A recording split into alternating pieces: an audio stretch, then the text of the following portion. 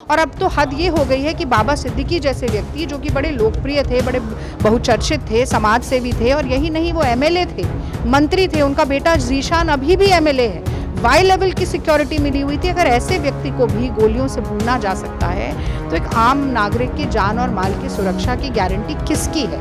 या तो मोदी सरकार अपराधियों के खुद अपराधी बन के कटघरे में खड़ी होती है या अपराधियों को संरक्षण देती रहती है। महाराष्ट्र में एनसीपी नेता बाबा सिद्दीकी की मौत हो गई है। बता दें कि उनको दिन दहाड़े जो है गोली मारकर उनकी हत्या कर दी गई है, जिसके बाद अब महाराष्ट्र की सियासत गर्मा गई है।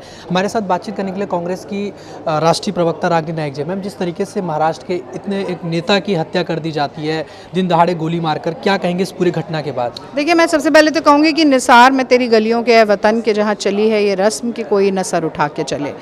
तो हर कोई प्रताड़ित है, चाहे किसान हो, नौजवान हो, पहलवान हो, बच्चियाँ हों, महिलाएं हों।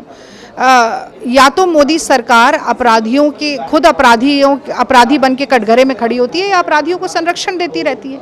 और यही कारण है कि अपराध बढ़ रहा है, अपराधियों का इकबाल बढ़ रहा है। और अब तो हद ये हो गई है कि बाबा सिद्दीकी जैसे व्यक्ति जो कि बड़े लोकप्रिय थे, बड़े बहुचर्चित थे, समाज सेवी थे और यही नहीं वो एमएलए थे, मंत्री थे, उनका बेटा ज़ीशान अभी भी एमएलए है।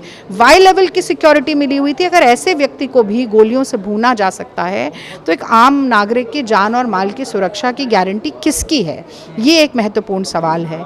देवेंद्र फडणवीस हों, शिंदे जी हों, अजीत पवार जी के तो वो बड़े निकट माने जाते थे, या फिर गृह मंत्री अमित शाह हों, क्योंकि देखिए जांच एजेंसियां तो निष्क्रिय बैठी हैं। जब विपक्ष की बारी आती है उन पे शिकंजा कसने की तो सक्रिय हो जाती हैं। पर आज तो गैंगस्टर जेलों में बैठकर बोल रहे हैं कि हमने मरवाया। एक बार नहीं, दो बार नहीं, तीन चार बार ये प्रक्रिया हो जाती है। उसके बावजूद उन सरगनों को, उनके गिरोहों को नेस्तनाबूद नहीं किया जा रहा है।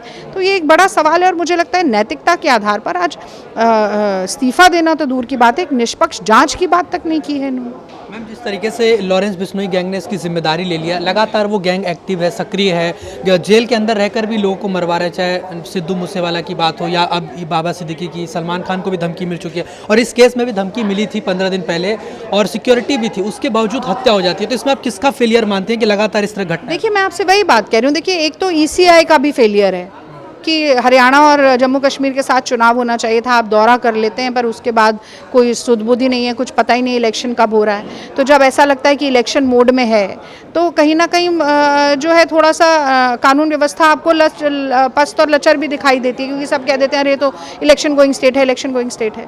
लेकिन बार बार जो डबल इंजन सरकार का दम भरते हैं, जो अमित शाह जी बार बार क्रोनोलॉजी हर उसमें याद दिलाते हैं, और किसी विपक्ष के शासित राज्य में अगर ये घटना हो जाती तो चीखो पुकार चारों तरफ मचा देते, वो आज होंठ सिलकर बैठे हैं। सीधी सीधी जिम्मेदारी गृह मंत्री अमित शाह की है, गृह मंत्री देवेंद्र फडणवीस की है और मुख्यमंत्री शिंदे की है। और उसी के साथ साथ नैतिक जिम्मेदारी अजीत पवार जी की भी है कि अपने निकटतम व्यक्ति के साथ ऐसी दुर्दांत घटना होती है और वो अपनी ही सरकार में एक जांच के लिए नहीं बोल सकते। आप देखिए कि राहुल जी और मल्लिकार्जुन खड़गे जी ने तुरंत ट्वीट करके कहा कि निष्पक्ष जांच हो और ये सुनिश्चित किया जाए कि ऐसा ना हो, क्योंकि मुंबई और महाराष्ट्र का एक पास्ट रहा है दहशतगर्दी का। 80 और 90 के दशक में हमने देखा।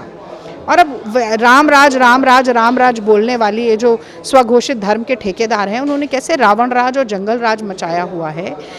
इस पर मुझे लगता है इसका अंत होना, इस पर पूर्ण विराम लगना बहुत ज़रूरी है। अगर ये इस्तीफा नहीं देंगे तो महाराष्ट्र की जनता तैयार बैठी है इनके पांव तले ज़मीन खिसकाने के लिए। बहुत धन्यवाद। तो ये हमने बातचीत करी कांग्रेस की राष्ट्रीय प्रवक्ता रागिनी नायक जी से। वीडियो जर्नलिस्ट अभिमन्यु के साथ हिमांशु दुबे, दिल्ली 24 भारत, दिल्ली।